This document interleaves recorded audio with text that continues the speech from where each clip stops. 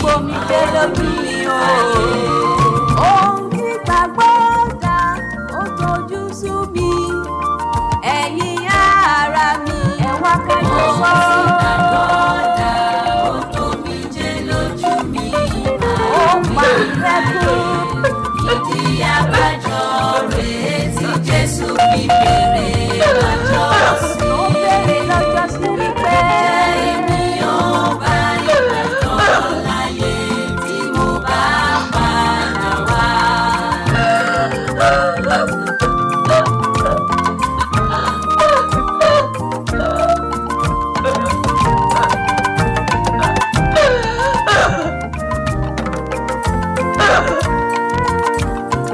Ẹ̀rù ìgbàgbọ́ ń bà mí láyé. Oríṣiríṣi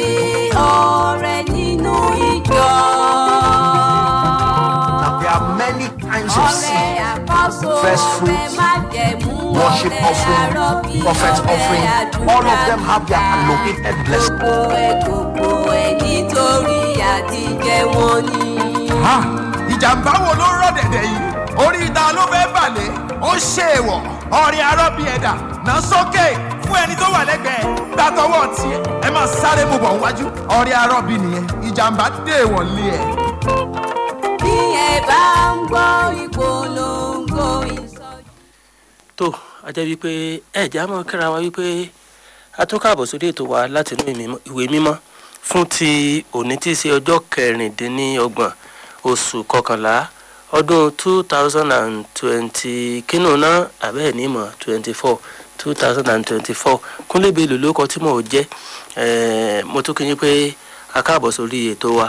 láti inú ìwé mímọ́ ìkànnì ti Peters FM láwa yìí o 102.3 ojú kọkànlá ojú ọlẹ́ kọkànlá nọ́mbà 11 sá nọ́mbà 11 òpópónà òbí ojúlé kọkànlá òpópónà òbí street ní Bódìjà ńlẹ̀ Ìbàdàn àkòrí tá a ti ń wò bọ̀ léyìí tí kò ti di bí apá ẹlẹ́ẹ̀kẹrin lónìí ẹ̀yà ó ti di bí apá ẹlẹ́ẹ̀kẹrin bó jẹ́ ṣe wípé ẹ̀yin tẹ́ wà lórí Facebook ẹ̀ láǹfààní àti rí mi fún sáà kan kó tó di pa padà sí apá ẹlẹ́ẹ̀kẹta bóyá ẹ̀rí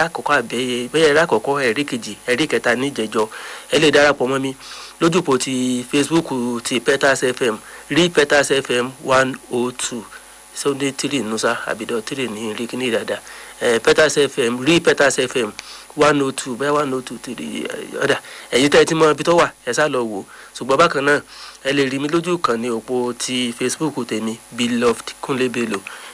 láti tẹ̀síwájú nínú ìtẹ̀síwájú nípa àkòrí tí mo pè ní ìdánwò ti ẹ̀mí ìdánwò ẹ̀mí test of the spirit Lúùkù orí kẹrin ẹsẹ̀ ìkíní sí kẹẹ̀ẹ́dógún la fẹ́ nà já ṣùgbọ́n mi tí ì fi gbogbo ara kà á látẹsẹ̀ ìkíní sí kẹẹ̀ẹ́dógún bí ó ṣe pé kí n mọ̀ ká níwọ̀nba kókó ètí bá fẹ́ sọ ṣùgbọ́n yẹn ká láti ẹsẹ̀ ìkíní sí ìsàlẹ̀ díẹ̀ kí n wá tẹ̀síwájú nínú apá ẹlẹ́ẹ̀kẹrin tá a fẹ́ yẹ̀wò ṣùgbọ́n apá ẹlẹ́ẹ̀kẹrin ó jẹ́ bí ìtẹ̀síwájú ìdánwò ti test of pride of anointing ìdánwò ìgbéraga ìfàmì òróró yàn tàbí ti agbára níbi tí a bá dé ó jẹ́ bí apá ẹlẹ́ẹ̀kejì rẹ̀ àwọ̀ apá ẹ̀ lákọ̀ọ́kọ́ ń jẹjọ ilé wa dàbí apá ẹlẹ́ẹ̀kejì ìtẹ̀síwájú ìdánwò agbára ìfàmì òróró yàn àti ti ìdánwò ìgbéraga ti ìfàmì òróró yàn àti ti agbára ẹ̀mí Lúùkù orí kẹrin ẹsẹ̀ ìkíní sí ìkẹẹ̀ẹ́dógún Jésù sì kún fún ẹ̀mí mímọ́ ó padà tí Jọ́dánì wá a sì ti ọwọ́ ẹ̀mí darí rẹ̀ sí jù 40 ọjọ́ ni a fi dán wò lọ́wọ́ ẹ̀mí ló dán Jésù gan wò kì í ṣe Sátánì Sátánì kan jẹ́ irinṣẹ́ tí ẹ̀mí fi dán wò tàbí tí a fi dán ẹ̀mí Ọlọ́run nínú ayé rẹ̀ wò bóyá yóò fẹ́ lè dánwò tẹ̀mí nítorí pé ẹ̀mí yẹn bọ́ sínú ayé rẹ̀ yóò wá dẹni tí ó kùnà àwọn nǹkan tí yóò ṣe ọ̀run mọ́ tàbí tí a pè ọ̀run rẹ̀ sí ní Matthew chapter 3 ṣùgbọ́n síbẹ̀síbẹ̀ tí ó rò pé ibi tó mọnu tí ó mọ̀ pé ọ̀run sí ọ̀run kan tó kù tí ó sí lẹ́yìn tí ọ̀run bá sí nǹkan kan tó ń bẹ tí ó ṣẹlẹ̀ lẹ́yìn tí nǹkan kan bá ṣẹlẹ̀ tí a fi mọ̀ sọ wípé ẹni tí àráìfù kò tí àráìfù àwọn ìtọ́wò kéékèèké nítorí mo ti ṣàlàyé àwọn èèyàn bọ̀ sẹ́yìn kí mọ̀ tún àlàyé ń ṣe ọkàn jẹ́ pé ẹni tí bá ń gbọ́ mi fúngbà àkọ́kọ́ ntí a bá débẹ̀ kan lè mọ̀ yé ni mo fi ní ìsàlàyé díẹ̀ sí ṣùgbọ́n mi ní pẹ́ lórí ẹ̀ kí ni a fi pè ní ìdánwò ẹ̀mí ó ti wà ní apá kìíní apá kejì àti apá ẹlẹ́ẹ̀kẹta. ogójì ọjọ́ ẹsẹ̀ kejì Luke 4:2 ogójì ọjọ́ ni a fi dán wò lọ́wọ́ ẹ̀mí kò sì jẹun kó ní ọjọ́ wọn ni nígbà tí wọ́n sì parí lẹ́yìn náà ni ebi ń pa mo ṣàlàyé èèyàn so abala ìdánwò ẹlẹ́ẹ̀kẹta tí mo sọ pé ènì ìdánwò ni òun la wá rí inú ẹsẹ̀ kẹsàn-án níbi tí a ti ń kíyèsí ìdánwò ìgbéraga ìfàmì òróró yàn tàbí ti agbára ẹ̀mí spiritual power anointing tàbí spiritual power ìgbéraga tí mo ń rọ̀ mọ́ tó fi jẹ́ pé tá a bá kọ́kọ́ yẹ̀ èèyàn wò kárí pé ó ti ṣẹ́gun ìgbéraga òun ìtẹ̀síwájú ìgbéga gidi gan ó lè mọ́ kọ́mọ tẹ̀rù ẹni bẹ́ẹ̀ lọ́wọ́ tó jẹ́ pé ojú kan náà tó wà náà lọ́wọ́ fẹ́ kí ayé rẹ̀ sí tí ó wà mọ́ fi èjìká retí pé kò sí tó wọ́n jẹ́ tí ó sì mọ̀ yí pé èjìká tó fi ń retí pé kò sí tó wọ́n jẹ́ nǹkan ìkùnà ìdánwò ni èyí tí ìbá fi jẹ́ nǹkan gan tí ìbá jẹ́ lọ́wọ́ Ọlọ́run. àwọn tó ń bá mi bọ̀ apá kìíní ìkejì àti kẹta rẹ̀ ní tí mò ń sọ lábala ibẹ̀ ń ti yé wọn. ẹ já wá wo ìdánwò kí n wá tẹ̀síwájú nínú ìtẹ̀síwájú tìjẹ́jọ́ tí í ṣe apá kejì tìjẹ́jọ́. ó sì mú lọ sí Jerúsálẹ́mù ó sì gbé lé ṣóńṣó tẹ́ḿpìlì ó sì wí fún un pé bí ìwọ bá ṣe ọmọ Ọlọ́run bẹ́ sílẹ̀ fún ara rẹ láti ìhín lọ. asa àti kọ̀wé rẹ̀ pé yóò pàṣẹ fún àwọn áńgẹ́lì rẹ̀ nítorí rẹ láti máa ṣe ìtọ́jú rẹ àti pé ní ọwọ́ wọn ni wọ́n ó gbé ọ sókè kí ìwọ kí ó má bàa fi ẹsẹ̀ rẹ gún òkúta. ẹsẹ̀ kejìlá Jésù sì dáhùn ó sì wí fún un pé a ti sọ pé ìwọ kò gbọdọ̀ dán Ọlọ́run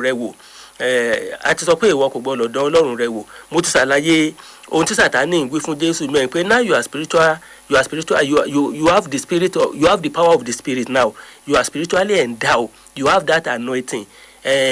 ọ̀run ti sí lórí ayé rẹ kò dẹ̀ sí àrà tó ò lè dá o ní agbára hàn wá sòkòlò rẹ̀ ń sìn wá fi agbára hàn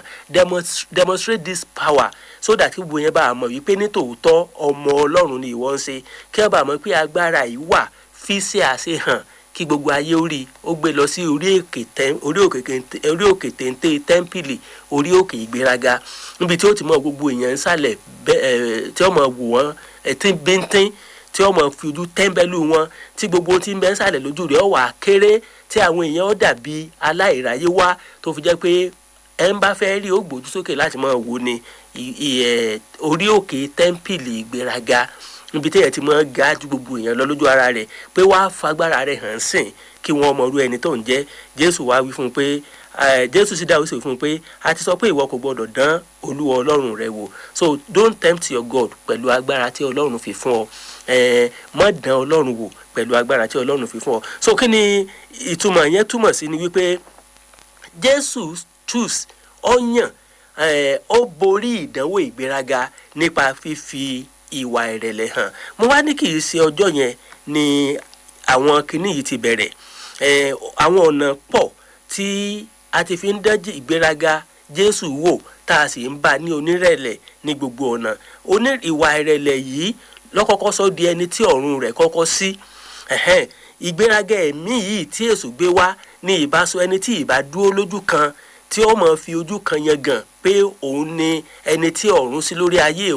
òun ni bàbá tó ràánú gbà òun lé ẹni tí Ọlọ́run kéde iṣẹ́ ìránṣẹ́ fún gbogbo aráyé pé àfitẹ́ ẹ̀ bá dọ́dọ̀ rẹ̀ nǹkan kan ò lè ṣe mọ́ gbọ́ tirẹ̀ èmi ni ẹni tí Ọlọ́run polongo iṣẹ́ ìránṣẹ́ mi ló fi jẹ́ pé tí n bá sọ̀rọ̀ Ọlọ́run ló sọ ojú kan tí ìbá dúró sínú ìyẹn tí ọba tiẹ̀ tó mọ́ yòrò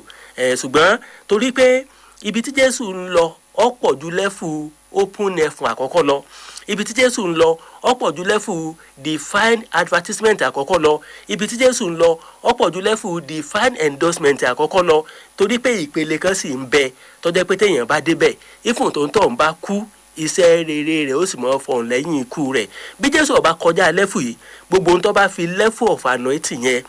gbogbo tó bá ṣe under that open nefun ìbá wà láàyè níwọ̀n ìgbà tí Jésù bá ń bẹ láyé ṣùgbọ́n Jésù mọ̀ wípé ọ̀run sí lórí ayé èèyàn ìpèkélé ní o ìpèkélé àkọ́kọ́ òun sì níyùn tí èèyàn fi máa ń dàbí ẹni pé ó rí nǹkan ṣe nígbà tí bá ń bẹ láyé, ṣùgbọ́n tó yẹ pé bó bá ṣe ń kú ni ó kú tòun tagbára ní ọ̀run rẹ̀ tó sí ó tì. Ó wá mọ̀ pé bí kan ń bẹ téèyàn máa dé tó fi jẹ́ pé títí ayérayé níwọ̀n ìgbà tí ayé bá sì ń jẹ́ ayé orúkọ yẹn ọmọ rẹ́lífáǹtì, agbára yẹn ó tó wà láàyè ìfúngbà tí alágbára ti kú. Lẹ́fùn ni ọ̀pọ̀lọpọ̀ mọ́ kùnà. Kí ló dé mọ́ fà á tí wọ́n fi mọ́ kùnà?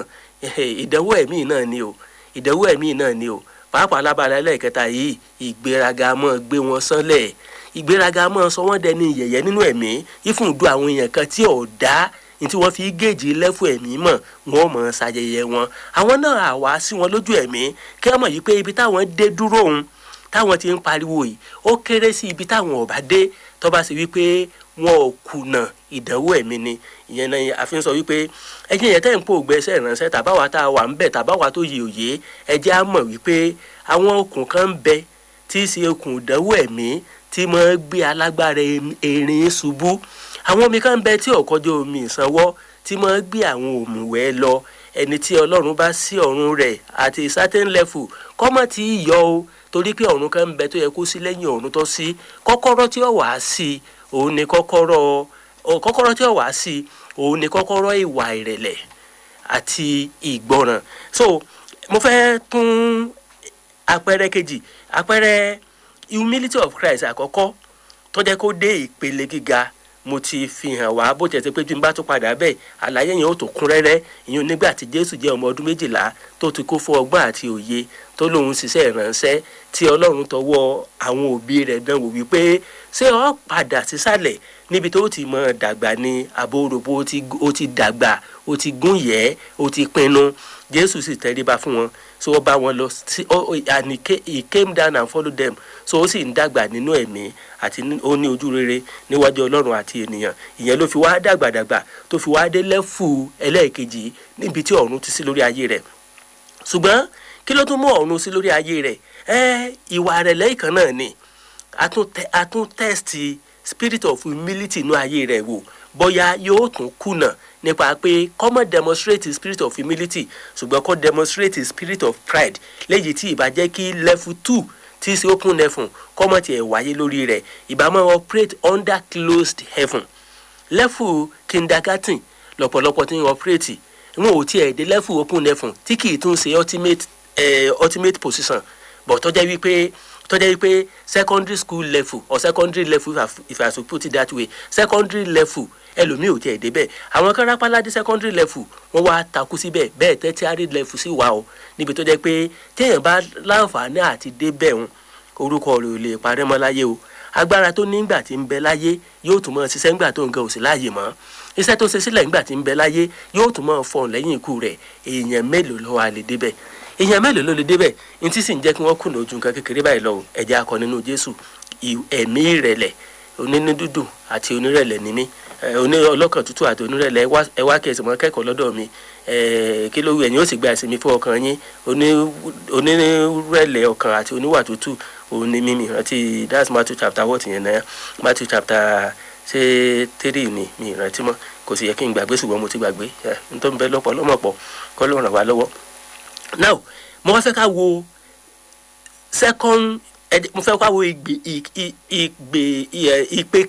ìpele kejì tí a ti yẹ ẹ̀mí Kristi wò. Atẹ́sí abala ìgbéraga nínú ayé Jésù níbi tí ó tún ti wá páàsì tá a ti wá rí lẹ́fù open level gangan léyìí tó tún wá fún un ní promotion dé tertiary level níbi tá a ti wá tún ń dán wò lọ́wọ́lọ́wọ́ báyìí bóyá yóò fèèlì tàbí a promote ẹ̀ sí tertiary level of anointing and power of the spirit níbi tó jẹ́ pé téèyàn bá fi débẹ̀ òun ẹ wò ó yẹ ká máa pàtẹ́wọ́ fún un ní pé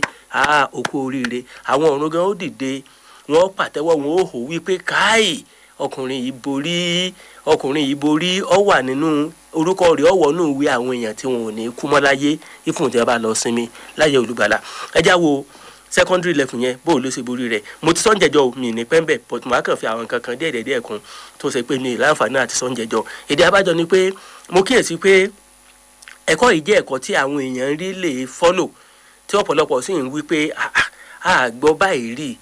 tó bá ti wá rí báwọn ẹ̀jẹ̀ aṣọ dáadáa torí yóò ran àwọn èèyàn kan lọ́wọ́. N tà rò pé ń mú agbára ẹ̀mí mímọ́ wá ń tà rò pé ó mú àná tí ìwá tí wọ́n fi kọ́ wa làwẹ̀ àtàdúà. Wọ́n rò pé àwẹ̀ ni Jésù lọ gbà ń bí báyìí tó fi mú agbára wá, tó fi sọ̀kalẹ̀ pẹ̀lú agbára. Wọ́n rò pé àdúà ló lọ gbà ń bí báyìí tó fi sọ̀kalẹ̀ pẹ̀lú agbára. Kì í ṣàdúà, ẹ̀mí lọ dánwò ni, ó pàṣẹ ìdánwò ní tẹ́ ẹ rí inú ayé rẹ fi wáyé bẹ́ẹ̀. Ní tí wọ́n mọ̀ sọ fún wa ni pé Jésù lórí òkè lọ gbàdúrà, ìwọ náà lọ gbàdúrà fún agbára ẹ̀mí mímọ́, lọ gbàwẹ̀ kó gbàdúrà fún agbára ẹ̀mí mímọ́. Agbára tí ń ṣiṣẹ́ ìránṣẹ́ 40 òru àti 40 ọ̀sán ni Jésù fi gbàwẹ̀. A wà lọ gbàwẹ̀. Ìránṣẹ́ Ọlọ́run tí ò lè gbàwẹ̀ 40 days kò lè kún fún agbára ẹ̀mí mímọ́. Àwẹ̀ ni wọ́n rí bí báyìí, wọn ò rí ìdánwò ẹ̀mí gangan tí a torí ẹ̀ gbé Jésù lọ sórí òkè. So ọ̀pọ̀lọpọ̀ nǹkan ni wọ́n ti fi tradition, ìgbàgbọ́, a long time established belief in the Bible tó sì rọ́ǹgì tí wọ́n ti fi train wa àwa ní rìsọ́ọ̀tì, àwa lọ jìyà bí arúfin lórí òkè. Àmọ́kùrù ọ̀jẹ̀ wá lọ́wọ́ òrọ̀lẹ́, òòrùn ọ̀pá wá lọ́wọ́ ọ̀sán, tó bá tún dọwọ́ ọ̀dájí ìrì ó tún sẹ̀ sí wa. A máa pé agbára gbé mi wọ̀. Ọlọ́run mọ̀ pé má pariwo agbára mọ́. Ìdánwò ògbéraga yìí ni ọ páàsì. A fẹ́ yẹ ẹ̀mí ń wònú ayé rẹ̀, ṣé ò ní torí ẹ̀dọ́ ń gbéraga tá a bá tún fún ọ jù báyìí lọ. Mo ti ṣàlàyé gbogbo yẹn. Mo lo ọ̀rọ̀ Eliabu ń jẹ ẹjọ́ kí ló dé tí Ọlọ́run kọ̀. A ti rí síìdì ìgbéraga nú ayé rẹ̀ ni, àti rí inú ayé rẹ̀ ni. Kò dìgbà tó bá manifest, torí kò tí ì sírísì fún Jésù láti manifest ẹ̀, ṣùgbọ́n a dán wò pé sọ́wà ń bẹ̀, ẹ̀jẹ̀ àjírí rẹ̀ wò. Now Matthew chapter 3 verse 13 to 17, níbi tí a ti kọ́kọ́ dán Jésù wò kó tó di pótẹ̀ wá dé level secondary level of anointing where his heavens were opened. Ó dà nípa àwọn heaven pọ̀ nígbà wo translation Bible, the heavens plural ni mo rí inú heaven yẹn, plural mo rí. So where his heavens were opened. Now Matthew chapter 3 13 to 17. Nígbà náà ni Jésù ti Gálílì wá sí Jọ́dánì sọ́dọ̀ Jòhánù láti baptisi lọ́dọ̀ rẹ̀. Mo ṣàlàyé yẹn jẹjọ. Ó wá a fẹ́ kí ẹni tó jù lọ kó sí ọ̀gá lé lórí for a moment, ká wá wo attitude ẹ̀, ká wò bóyá jẹ́ oníwà rẹ̀ lẹ́yìn tòótọ́. Torí mo sọ pọ̀pọ̀lọpọ̀ tí ń ṣe yẹ́sà àwọn SARS lórí ayé yín, àwọn tí wọ́n ti gbòye sáà, oyè kan ní oyè sáà ò sáà sínú Peter mo làpẹrẹ fún yín jẹjọ àtàwọn sáà. Ó dàbí pé bàbá wọn olóṣèlú yìí ti ń jẹ́, ó dàbí pé sáà làwọn náà. Akíntọ́lá, ó dàbí pé sáà làwọn náà, àtàwọn tí wọ́n gbòye sáà káàkiri. Mọ̀ bóyè ní sáà oyè tẹ́ mọ̀ wólẹ̀ ní tẹ́ mọ̀ dọ̀bálẹ̀, so ò ní choice láti ṣe sáà fún ẹni tó bá jẹ́ sáà lórí ayé rẹ̀. Ìyẹn ọ̀sọ́pọ̀ humble, òun sì yẹ sáà fọ́gà rẹ̀ ọ̀nà mànà humble. Ó dìgbà tí wọ́n bá gbé ẹni tó jù lọ ní gbogbo ọ̀nà, ó kàwé jù lọ, ọ̀lànà ètí jù lọ, ó ní gbogbo ní spiritual power tẹ́ ń rí orògbò ní jù lọ, ó tún gbọ́n jù lọ, gbogbo nǹkan ló fi jù lọ. Tí wọ́n bá fi sí ọ̀gá rẹ̀ for a season, á wàá fi dán wò bóyá nítòótọ́ lo ní spirit of humility àbí a kind of attitude of humility tó ń ṣe sáà fún àwọn tó bá jẹ́ SARS lórí ayé wa. So ipò tí a kọ́kọ́ mú Jésù lọ nìyẹn kó tó di pé ó pass ìdánwò yẹn tí ọ̀run rẹ̀ fi sí, ká tó tún wá gbé lọ sí ibi tó ga nínú ìdánwò. Kì í ṣe ibi tó ga nínú agbára o, ìdánwò lọ́ọ́ pass ká tó fún ọ ní promotion nínú ẹ̀mí. So verse 14, nígbà náà ni Jésù ti Gálílì wá sí Jọ́dánì sọ́dọ̀ Jòhánù láti baptisi lọ́dọ̀ rẹ̀. Àwọn wo ní baptisi là ń baptize lọ́dọ̀ Jòhánù onítẹ̀bọmi? Àwọn ẹlẹ́ṣẹ̀. A tún wá gbé wá sí ipò ẹlẹ́ṣẹ̀. Bóyá kìíní kan ó sọ fún un pé èmi tí mo holier than them all, you know that kind of holier than thou attitude. Èmi tí mo jẹ́ ẹni tá a bí nípa ẹ̀mí mímọ́, kí ni mò ń ṣe láàrin wọn? Tó bá tiẹ̀ wà láàrin wọn, ó yẹ kó kéjì kárù ni kó máa sọ pé ẹ̀yin ẹlẹ́ṣẹ̀ wọ̀nyí mo kàn ní kí n wá yẹ̀yìn wò ní o, kó wá lo àǹfààní ẹ̀ láti máa preach rere dípò tí ó fi ríra rẹ̀ bí ẹlẹ́ṣẹ̀. Tẹ́ bá invite yẹn sí whatever program church, nígbà tẹ́ bá wàásù tán tí gbogbo ayé bá bẹ̀rẹ̀ sí ní ronú pé àṣebáyé mi ṣe ríre, ẹ wàá rí pásítọ̀ lẹ́yìn dípò tó yẹ kó náà wólẹ̀ kó máa ronú ayé rẹ̀. Yóò wá kíní kan bí ìgbálẹ̀ toothpick dìde nìkan báyìí, yóò mọ̀ fi tayín bẹ́ẹ̀ ń pọ̀rọ̀ wọn kan. Mo tiẹ̀ láìkì àwọn ìjọ kan mi fẹ́ dárúkọ orthodox sá tó fún àwọn bíi CAC. Àwọn men of God yẹn àtàwọn elders yẹn ẹ̀yìn wàásù làwọn máa dúró sí. Pé ọ̀rọ̀ Ọlọ́run wà kọ̀yìn sí wọn, pé àwa ti kọjá lẹ́fù ẹ̀ ń tọ́rọ̀ Ọlọ́run lè kọjú sí. So wọ́n ti kọ́ àwọn àga wọn sẹ́yìn. So wọ́n ti mọ̀ wípé oníwàásù ọ̀bá wa wí, àwọn ọmọ ìjọ ní bá wí, wọ́n ti ga ju ìwàásù lọ. So ńgbà bá wá parí tẹ́ bá ní kí wọ́n gbàdúrà, pásítọ̀ wa mú kí sẹ́ mọ̀ pé bá a ti ń sọ nìyẹn fún ẹ̀yin ẹlẹ́ṣẹ̀.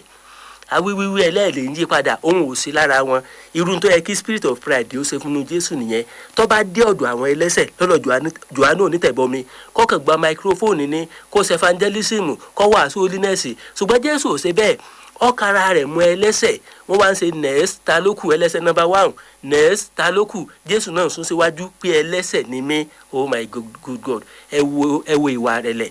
Èèyàn mélòó ló lè ní anointing àtagbára síbẹ̀síbẹ̀ tá a wàásù fún tó náà ó dojú bolẹ̀ lórí orúnkún rẹ̀ pé Olúwa gbà mí ìfò láàrin àwọn tó pè ní ẹlẹ́sẹ̀ ọmọ ìjọ. àbítọ́lọ́ tí wọ́n dẹ́ wá wòrè o tá a sì mọ̀ pé láti jẹ́ ọmọ ẹ̀yìn Jésù àfi ká kẹ́kọ̀ọ́ lẹ́sẹ̀ Kristi, àfi ká kẹ́kọ̀ọ́ humility lẹ̀kọ́ àkọ́kọ́ tí Jésù pé ọ̀wá kọ́. mi mọ common to mi ẹ wá sọ́dọ̀ mi ẹ̀yin tá a ti ṣiṣẹ́ tá a délé lórí ẹ̀yin ó ti fi àjàgbà mi fún yín. ẹsẹ̀ tó tẹ̀lé wá wípé ẹ máa kọ́ ẹ̀kọ́ lọ́dọ̀ mi torí onínú tútù àti onírẹ̀lẹ̀ ni mí. mo gẹ́tẹ̀ dé sábàrà ni ẹ máa kọ́ ẹ̀kọ́ lẹ́sẹ̀ mi torí onínú tútù àti onírẹ̀lẹ̀ ni mí. The first lesson inú sílábọ̀sì Jésù ò ní teaching or lesson about humility. If you are a Christian, a disciple, and you are proud, you are not a Christian. To the spirit of pride kò sínú Kristi ní gbogbo ọ̀nà. Now ẹsẹ̀ kẹẹ̀ẹ́dógún ṣùgbọ́n Jòhánù kọ̀ fún nígbà 13 again. Nígbà náà ni Jésù ti Gálílì wá sí Jọ́dánì sọ́dọ̀ Jòhánù láti baptisi lọ́dọ̀ rẹ̀. Ṣùgbọ́n Jòhánù kọ̀ fún wípé èmi ni àbá baptisi lọ́dọ̀ rẹ̀, ìwọ sì tọ̀ mí wá. Bàbá wa ó tún boost pride ẹ̀ pé àìmọ̀ bọ́yá ẹ̀ mọ̀. Ẹ jẹ́ n sọ fún yín pé ẹ̀yin jù wá lọ ní gbogbo ọ̀nà, ọmọ la jẹ́ fún yín. Okay, tó bá jẹ́ pé Jésù ọmọ tẹ́lẹ̀ ó yẹ kí ó tún boost spirit of pride yẹnu ayé rẹ̀ àìmọ̀ tí ọba lágbára tí ẹja tún ro lágbára. Jésù ọba pé okay èmi náà mọ̀ kí wọn náà rò bẹ́ẹ̀. n tá à ń sọ nìyẹn. Thank God for spirit of humility in you. tẹ́ ẹ lè bọ̀wọ̀ fún àwọn tí ọlá yẹ. ẹ̀yin tẹ́ ẹ ní rí àgbàfín. mo rò pé bó o ṣe rí mi lọ́ọ̀kan ò ní recognize mi ni báwọn pastor wá sí mọ́ fẹ́ recognition tó jẹ́ pé n tẹ́ ẹ rí kẹ́ ẹ mọ́ ṣe tíjú oyin bá wọlé ẹ kọ́kọ́ dákẹ́ ìṣẹ́jú kan láìsí pé ó ti kú. ẹ kọ́kọ́ dákẹ́ ìṣẹ́jú kan ẹ wá pé let us welcome our papa with a kíni standing ovation. So ìwàásù ti parí lọ́jọ́ náà, ọwọ́ tó wọlé báyẹn gbé microphone fún torí ó lé àdàndà ó ti dé tọ́gbọ́dọ̀ báwọn ẹlẹ́sẹ̀ sọ̀rọ̀ òun ò lè jókòó kọ́ bọ́ wàásù. Jésù Jòhánù wí fún un pé abẹ́ ẹ̀ mọ̀ ni wípé ọmọ Ọlọ́run lẹ́yìn fọ́ọ̀rọ̀ nà ní mi jẹ́. abẹ́ ẹ̀ mọ̀ pé bàtà ẹsẹ̀ ẹ̀yìn mi ò lè tú. bẹ́ẹ̀ sì yọ lọ́ọ̀kan ni mo ti ń parí pé ẹ wá wọ ọ̀dọ́ àgùntàn mò ń ṣe introduction ẹ̀ gbọ́ ni ẹ wá ń bọ̀ ní ìsìn ẹni kí n ṣe baptism fún yín. ẹ̀yin ló yẹ kẹ́ ẹ ṣe fún mi. ó tún boost pride nínú ayé rẹ̀, but thank God pé pride yẹn ò sínú ayé Jésù. Now verse 15 Jésù dáhùn ó sì wí fún un pé jọ̀wọ́ rẹ̀ bẹ́ẹ̀ ná nítorí bẹ́ẹ̀ ni ó yẹ fún wa láti mú gbogbo òdodo ṣẹ. bẹ́ẹ̀ ni ó jọ̀wọ́ rẹ̀ bẹ́ẹ̀ ná jẹ́ ìwọ bí mo lè rí èdè òyìnbó rẹ̀ níbí báyìí. And Jesus answering said unto him, suffer it to be so now. Column jẹ́ndó lábalábẹ̀ yẹn. So and Jesus answering said unto him, suffer it to be so now. ìyẹn ni wípé humility is a thing of a moment. torí pé bó ní kí n tún sọ kó mọ̀ fún yín mẹ́sẹ̀gì mi kì í ṣe pé a thing of moment pọ̀ gbọ́dọ̀ pòun ayé yẹn o. ṣùgbọ́n when you are humble ọmọ ní nǹkan kan tó máa ń mú wá bíi pé you are humiliated. bẹ́ẹ̀ ni pé wọ́n rí humility yóò somehow in a sense yóò fẹ́ dàbí ẹni pé ó ti subject ẹ sí ridicule. á fẹ́ dàbí ẹni pé ó ti subject ẹ sí humiliation. You will be humiliated. Humiliation ni kí wọ́n sọ pé wàá lọ mọ sáàfù lọ dá ọmọ inú rẹ̀, wàá lọ mọ gbé báàgì fún ọmọ inú rẹ̀. Nígbà tí ọmọ inú ẹ bá jẹ́ GO kí wọ́n máa jẹ́ ẹni tí wọ́n kàn máa ka announcement lórí ìjọ. tí wọ́n bá ti wá fún ọ ní paper announcement ọ̀ àmọ́ rújúrú mú kíní kan ọmọ sọ fún ọ pé anointing wo ni ẹni tí wọ́n fi ṣe GO yìí ní lórí ayé mi. ọ̀pọ̀lọpọ̀ churches ló túbà ńgbà tí wọ́n bá fẹ́ nìkan ọmọ kékeré kan ṣe GO ẹni tó dé tí wọ́n believe pé kí ló mọ̀ òun kálukọ́ yà palẹ̀ rẹ̀ mọ̀ pé láyé èmi kọ́ ní ìmọ̀ tẹríba fún un. So gbogbo ibi tó pọ̀lọpọ̀ ti fail àwọn tí ìbá ní orúkọ gidi gan tó jẹ́ pé bóyá àmọ́sẹ́ ipa tí wọ́n bá kó inú ètò Ọlọ́run but a kàn dán wọn wò díẹ̀ wọ́n sì fail. But tí mo sọ rèé humility yẹn Ifun tó bá dàbí ẹni pọ́ subject ẹ sí humiliation, tó bá dàbí ẹni pọ́ subject ẹ sí ridicule, Jésù wípé suffer it to be so now is a thing of moment, it will soon pass. So now me wípé another chapter is coming to be opened for you. But if you don't allow this chapter upon your life, new chapter can never be opened. You cannot get to later if you don't pass through the now experience. So,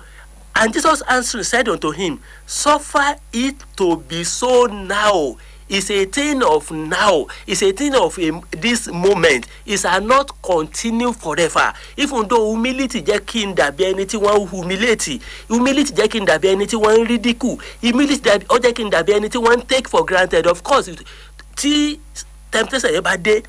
tó o bá mọ bí wọ́n ṣe ń pass ìdánwò yẹn, o mọ̀ rò pé why are these people taking me for granted? Ṣé ìwé ni mi ò kà ní, àbí èbó ni mi ò gbọ́, àbí certificate ni mi ò ní, àbí ẹsẹ̀ bíbélì wo lọ́mọ̀ tí mi ò mọ̀, àbí kí ni èjì rẹ̀ gan-an? Tó o bá ti ń rí ntí ara temptation bẹ̀ nìyẹn o. Èso ọmọ sọ fún ọ pé sọ ọmọẹni tó o jẹ́ ni, o ti máa humble sẹ́ni yìí. So but tó o bá fẹ́ pass temptation yẹn, mọ̀ wípé it's a thing of a moment. It has only come to pass. So there is another chapter after now chapter. So now is not the end of everything. Now means it's just for a moment. Something is coming after. So suffer it to be so now. For thus it becometh us to fulfill all righteousness. Now, for thus it becometh us to fulfill all righteousness. Ìyẹn ni wípé mi mọ ye righteousness tí ó ti ń fulfill bọ̀. Ó ti score 1. Righteousness 1, 2, 3, 4, 5, 60, 70, 80, ó ti 190, 91, 92. All the gbọ́dọ̀ kò dẹ̀ sí just cause it has to be 100%. 99.9 is a failure. So you have to fulfill all. Ó wá wípé láti secure open heaven, this is the only one that remain. If you help me to fail, if n bá ti pass in 99, heaven will remain closed though.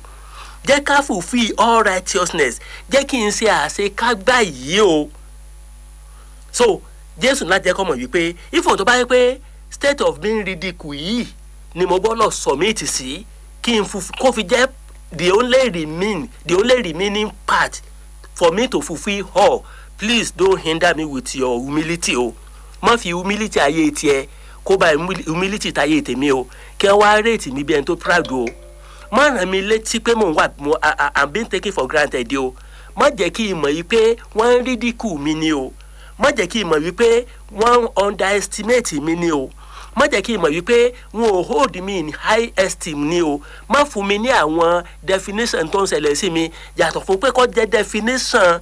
ti Ọlọ́run. And kí ni definition ti Ọlọ́run about humility is a pathway to glory. It's a pathway to promotion. So if you don't pass the test of humility, you are going nowhere to be promoted in the realm of the spirit. So and Ọlọ́run á ti kọ́kọ́ fi nǹkan kan sínú ayé rẹ tó fi jẹ́ pé pride yẹn yóò ní basis. You have reason to be proud. Even spiritually, God will have dropped a kind of an element of spirituality,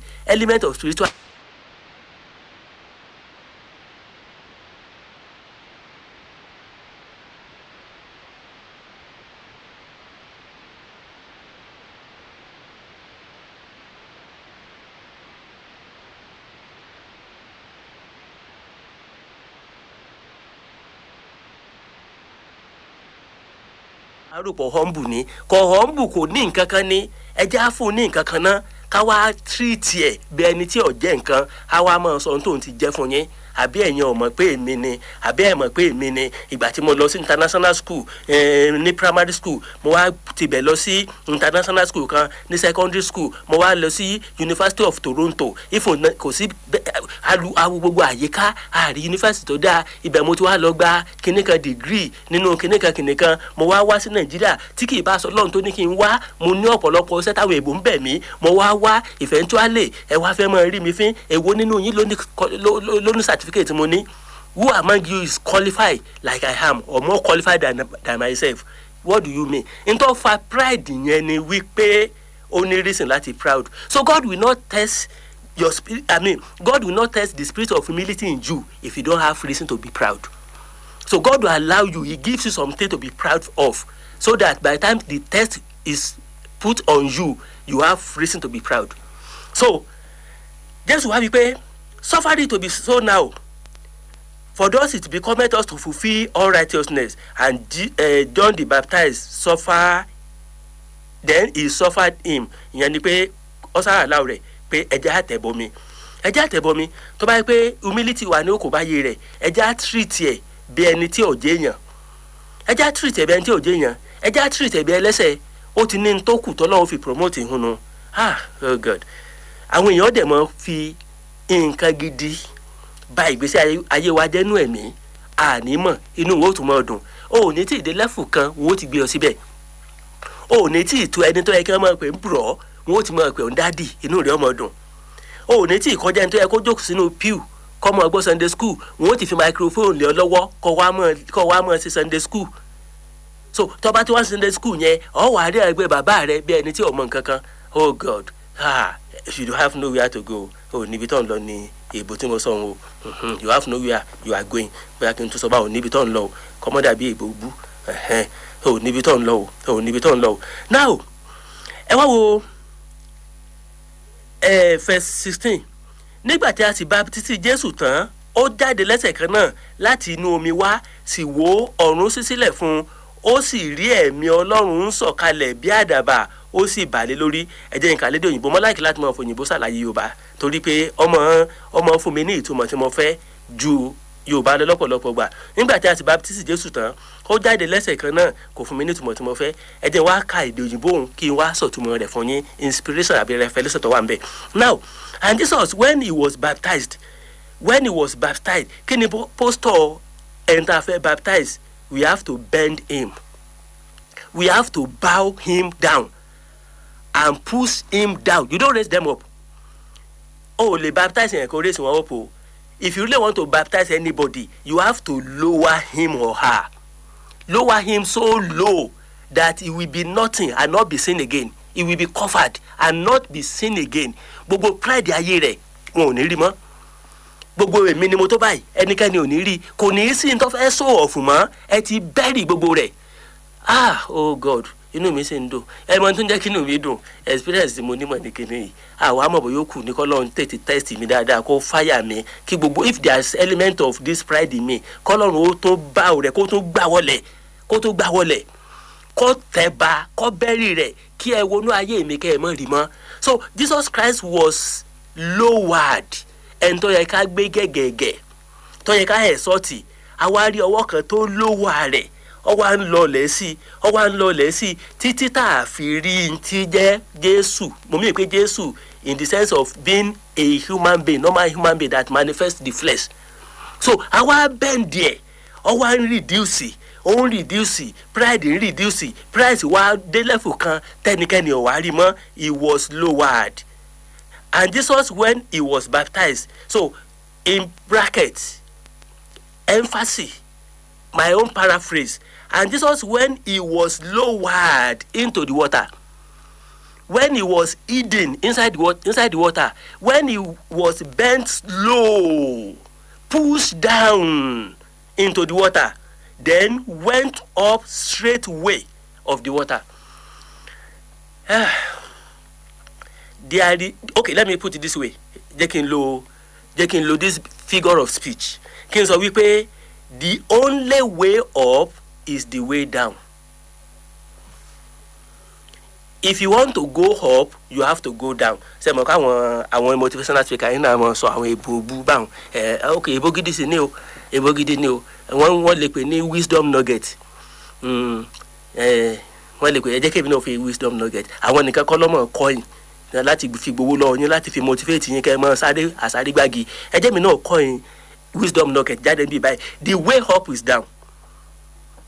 So the way up is down. You cannot go up by following the way up. You have to follow the way down. Irony of life. So, and Jesus when he was baptized went up. So when he was being baptized, when he was being pushed down, wọ́n ti push ẹ̀ down, ó ti yarí.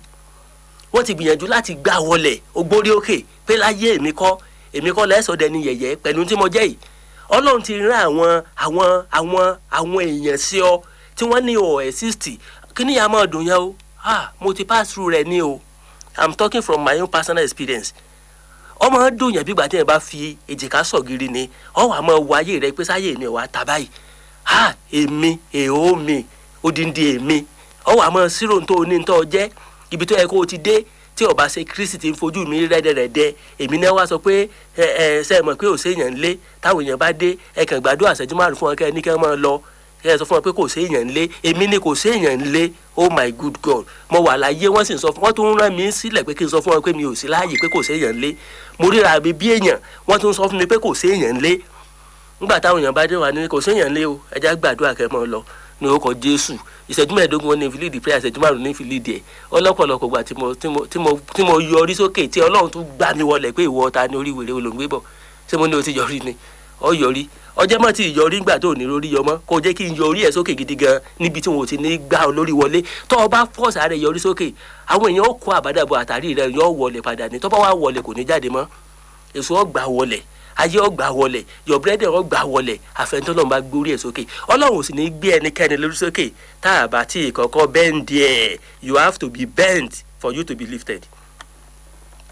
So and Jesus when he was baptized went up straightway out of the water. So straightway ó túmọ̀ sí pé ọ̀nà yẹn straight ẹ̀gbẹ́ ìbò àlàyé straightway tèmi nu o mo mọ̀ pé lẹ́sẹ̀kẹsẹ̀ without being hindered but it's still the same in a sense sọ́bọ́nà tó bá straight tí ò ní kọ́lọ̀kọ́lọ̀ náà ni ò ní gbé yín ṣubú ọ̀nà tó straight bí express so straightway ifun tí devil bá fẹ́ hinder rẹ̀ erin ìtàkùn tó ní kí erin má gòkè àlọ tó ń tẹrin ni wọ́n jọ lọ kí lẹ́ ń sọ yìí lẹ́ni tá a ti kọ́kọ́ gbá lórí wọlé nǹkan kan ò lè dádúró mọ́ straightway yóò dókè without hindrance bí ìmọ̀nà wáì wọ́n wá sọ wípé níbo lọ́gbàdókè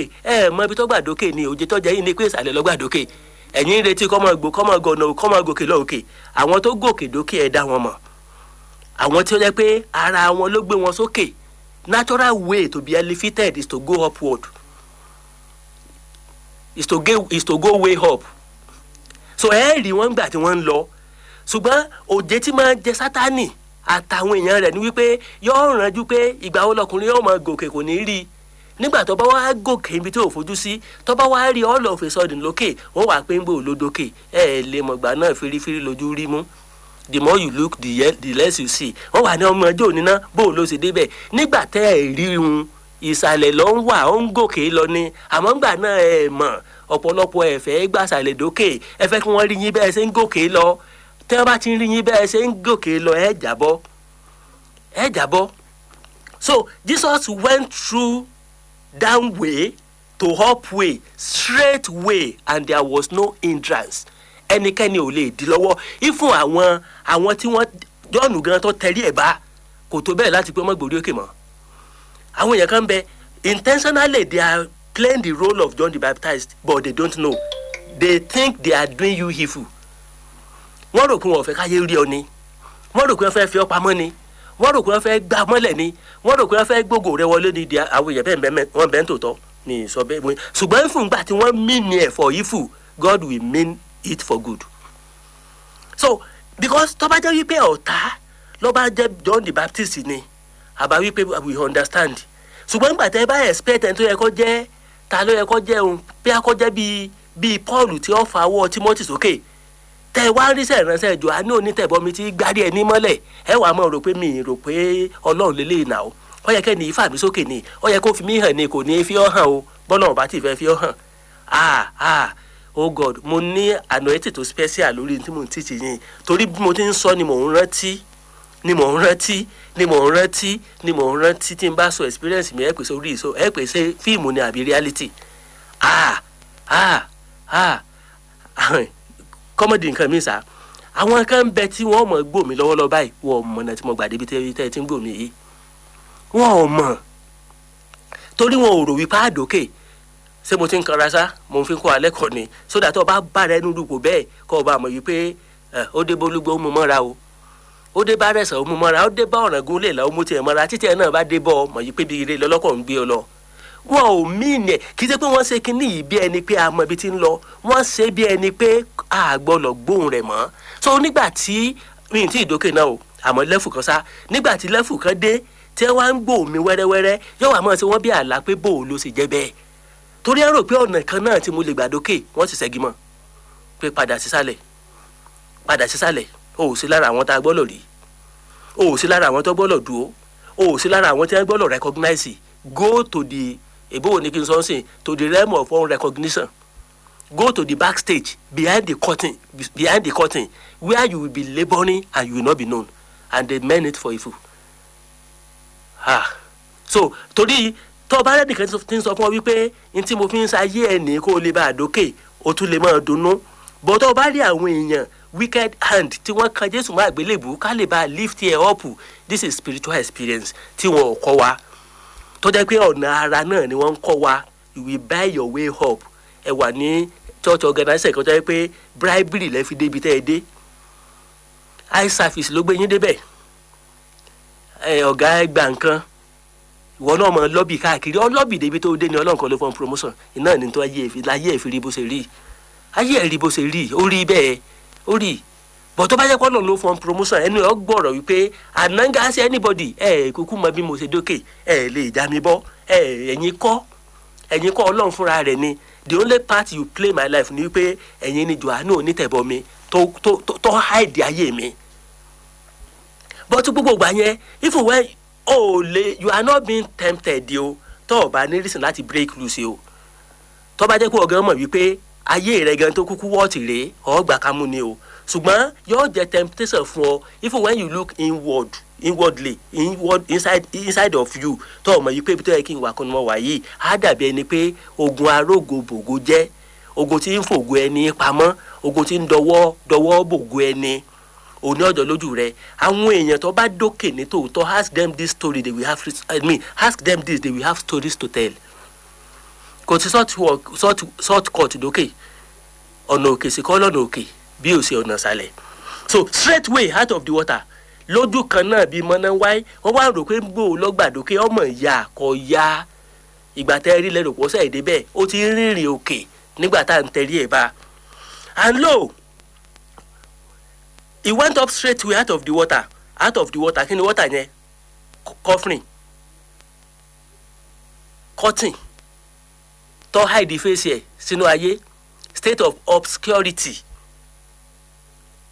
so the water parted and the guy wọ́n jẹ́ n sọ ìbò fún Jésù kí n mọ̀ pé mo like Jésù gan mo like guy Jésù gan and Jesus Christ so èbó wo ni kí n lò ó sìn he sprung up past tense ni o kẹ̀bọ́ pé he sprung up he was shot up ẹ̀mọ̀ tí wọ́n bá shoot nǹkan ẹ̀mọ̀ pé force ni ó fi jáde and he went up straight way nígbà tí ó wá tí a gbé orí ẹ̀ jáde lẹ́yìn moment of being in obscurity moment of being behind the curtain being behind the scene and lo the heavens mo sọ pé plural ní heaven yẹn ṣùgbọ́n ní explanation bó ṣe jẹ́ plural mi mọ́ the heavens were opened unto him not only one heaven okay if I should interpret that one heaven of this heaven of that heaven of this heaven of that gbogbo heaven ó fi hàn pé bóyá heaven kan náà ló sì open fáwọn kan tí wọ́n ti ń fọ́nbù tàbí kó jẹ́ heavens méjì ṣùgbọ́n ìtumọ̀ the heavens ni wípé gbogbo heaven pátápátá all the heavens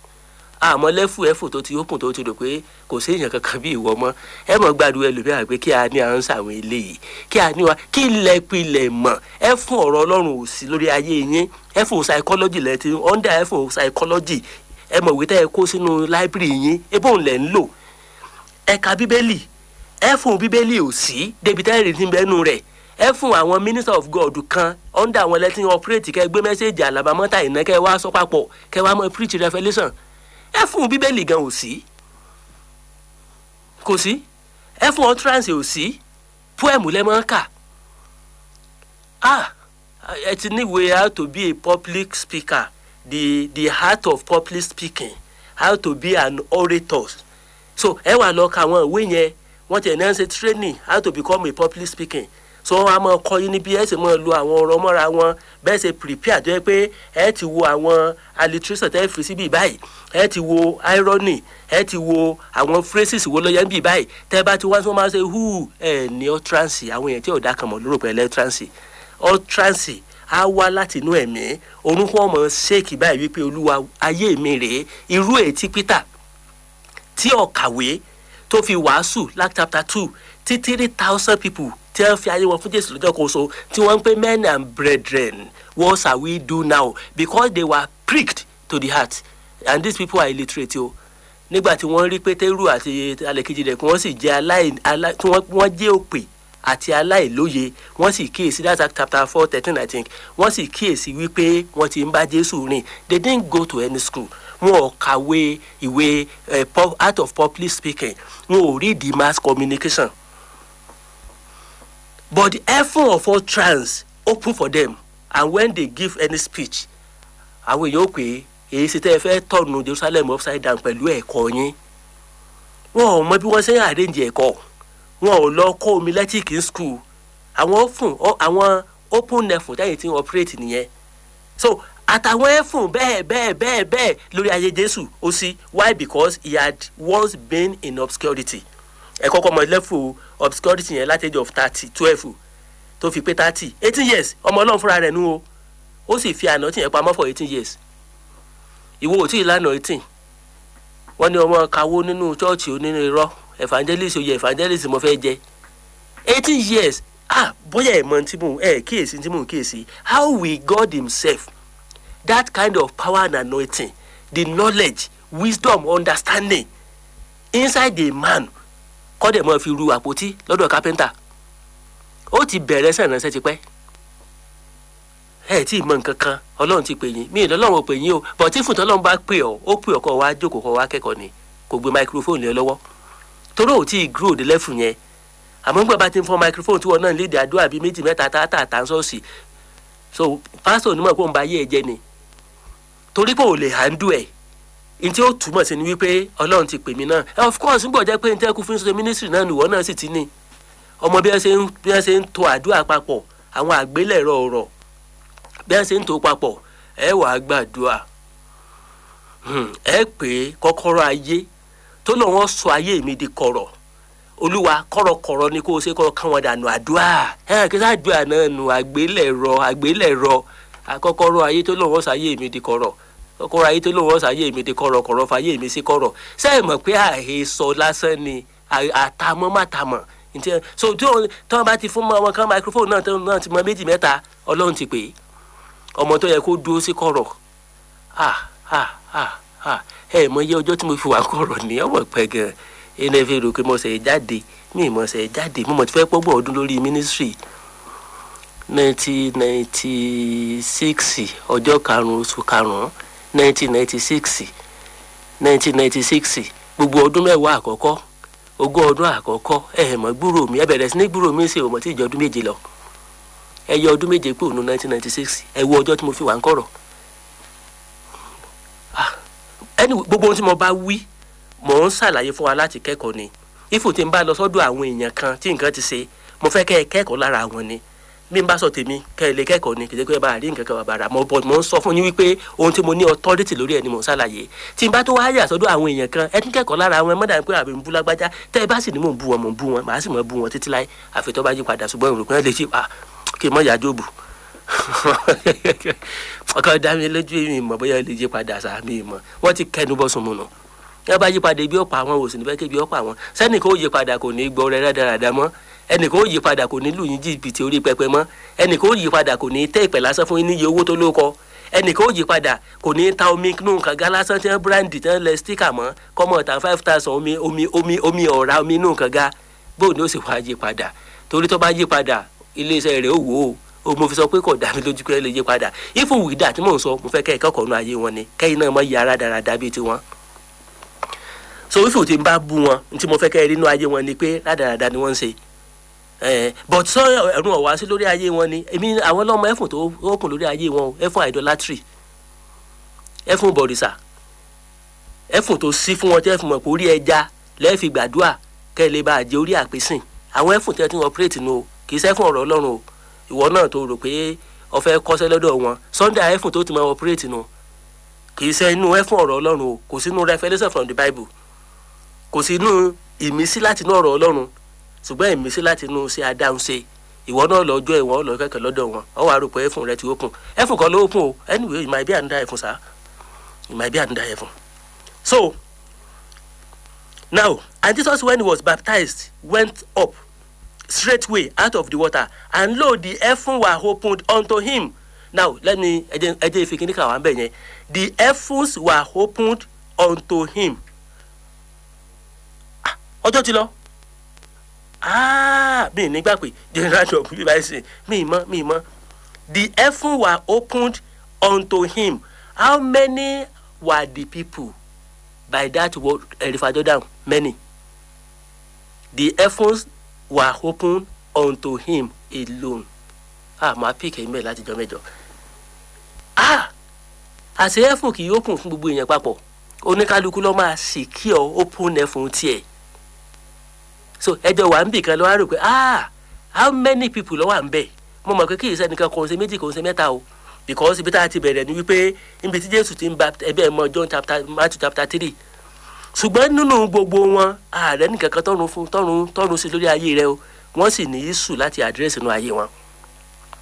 wọ́n sì ní àwọn nǹkan kan tó yẹ kí wọ́n attend sí bóyá bí wọn náà ṣe lajú kalẹ̀ nu tó yẹ fún àwọn kan wọ́n kún títí òkun there are issues in your life to be attended to. Mi ní gbà pé jẹ́ nǹkan mọ́ múra àti lọ wẹ́rẹ́wẹ́rẹ́ jẹ́ mọ́ múra àti lọ so màá kọ́ ṣé mo lè bóyá kí n ok tó bá sàdíjọ́ mẹ́jọ màá parí test of temptation kọ́mọ́dà bẹ́ẹ̀ pé lè láàdó lé lórí but n tó jẹ́ kí n try láti ṣàlàyé deeper than I did yesterday ni wípé last week ni wípé àwọn èèyàn pè mí pé eléyìí gan tó fún ministerial training and actually ohun tí mo fẹ́ ṣe lábàláyé báyìí ni pé a fẹ́ ṣe retreat l'apostolic movement àwọn nǹkan tí mo fẹ́ pilẹ̀ lò fún wa náà nìyẹn mo fẹ́ sọ nípa the ministry implication and application of the cross tó fi máa suit it out fún àwọn èèyàn mi l'apostolic movement eléyìí jára ok nígbà tá a bá dé retreat a tún ṣe fún àwọn yẹn deeper than this level a jókòó ti gidi gan níta fẹ́ sí l'apostolic movement ẹ̀ ń bá ti miss ẹ̀ ẹ̀yin apostolic movement members ẹ̀ mọ̀ gbọ́ o ẹ̀ ń bá ti miss ẹ̀ kìdé pé tó bá miss kíláàsì mò ń sọ tọ́rọ́ ọ̀pọ̀lọpọ̀ wà ń bẹ̀ bí ọ̀pọ̀lọpọ̀ sì wà létí odò orí fàjọ́dá tó jẹ́ pé Jésù nìkan lọ́run sí fún oníkálukú wà struggle pẹ̀lú personal fún ẹ̀fọ́ ọ̀ wà ń bẹ̀ kò mí pé gbogbo àwọn tó baptize létí odò orí fàjọ́dá nǹkan lọ́run sí fún ṣùgbọ́n God will help us this year láti ṣàlàyé bíbélì tó fi jẹ́ pé tá a bá bọ́ síta àwọn èèyàn mọ̀ wípé lóòótọ́ àwọn èèyàn kan ò tí mọ̀ pé apostolic movement kan ń bẹ ní kọ̀rọ̀ we are still under obscurity so by the time we are sought out àwọn èèyàn máa ń pè bó wọ́n ti wá process Ọlọ́run nìyẹn Ọlọ́run ṣe nǹkan rẹ̀ bá ti ń gbọ́ lójijì kò sí nǹkan kan lójijì Ọlọ́run is not God of òjijì ó ti ń ṣe nǹkan kan kọ̀rọ̀ ni kò sí nǹkan kan lójijì ọmọ kankan wọn ò bí ọmọ kankan lọ́mọ oṣù mẹ́sàn-án lójijì ó ti gbénú oyún fóṣù mẹ́sàn-án kí wọ́n tó bí tí wọ́n bá bí lójijì ó ti wà ń kọ̀rọ̀ ní oyún fóṣù mẹ́sàn-án kò sí nǹkan kan tí ń jẹ́ òjijì God has his own process he processes anything so there is making for anything igi kankan ò wù síwájú ilé yín lójijì ó dàgbà ń bẹ̀ ni àgbàdo òkú nú ẹ̀kú lé yín lójijì so tó bá jọ lójijì lójú yín ìgbà tó ń grow ẹ̀ mọ́ ni kò sí nǹkan kan tí ń jẹ́ lójijì ẹ jẹ́ kí n mọ dágbére àti lọlé first Saturday ni Saturday tí ń bọ̀ ìyẹn nípa ní apostolic movement ní Adámọ̀sìngbà apostolic movement ní ibi tá à ń lò ní Adámọ̀sìngbà apostolic movement ní ibi tá à ń lò l'Adámọ̀sìngbà first Saturday ọ̀rọ̀ ó dà ní pé Saturday márùn-ún tó sùn yìí o ẹ mọ̀ ìgbà o mo fẹ́ sinmi o mo fẹ́ fi Saturday tí ń bọ̀ ìsinmi mo fẹ́ sinmi Saturday karùn-ún lè tí ń bọ̀ yìí so mo fẹ́ fi sinmi àwọn kan pé ẹja fi ṣe kíní ká fi ṣe nǹkan kan mo fẹ́ sinmi no meeting this coming Saturday ó di upper one nọ́mbà tẹ́ pè mí sí lẹ́yìn ètò tẹ́ bá ní tẹ́ fẹ́ wí 080 65 93 0261 080 65 93 0261 ìpadàbọ̀ àwọn òrìṣà part 1 and 2 lórí Apostolic Movement TV ẹ lọ wo part 1 and 2 ẹ subscribe part 3 ó yẹ ká lọ location lóṣù yìí ṣùgbọ́n àní lè lọ ó di January mo ti pinnu pé ẹja lọ January torí tá a bá lọ lóṣù yìí ntí ó jáde kò ní dàbí ètí ó jáde tó bá di January mo ń tún script yẹn kọ mo wá ń rí i pé àwọn èèyàn ò bínú tí script yẹn bá jáde á tẹ ọká nírù mọ́lẹ̀ ọká lè ríjà ọká torí pé Jésù tó ju ọká lọ ń gbọ́ ká mì wò á jáwé sódi á lè ríjà òdi kò sí tó ṣẹlẹ̀ ṣùgbọ́n gbogbo ẹ̀ láti liberate àwọn èèyàn kúrò nínú ìdè ìbọ̀rìṣà nínú ìjọ ni kí ló kù tí mo fẹ́ wí apostolic movement lọ́yọ̀ọ́ January Saturday àkọ́kọ́ ní Dọ́bà opposite police station kan health care clinic àbí nǹkan ó ti jẹ́ yẹn tẹ̀ wá ń bẹ̀ ní January Saturday àkọ́kọ́ ní January á bẹ̀rẹ̀ apostolic movement ti Ọ̀yọ́ by the grace of God okay ọ̀rẹ́ mi wá dákọ̀ rẹ̀ ọ̀yá kò jí mọ́ lọlé. orúkọ tèmi lọ́pẹ́lọpẹ́ Olúwa Samuel. so ìpàdé èmi àti yín ó di ọjọ́ mẹ́jọ by the grace of God ẹ ṣeun o ẹ ṣeun gan ni.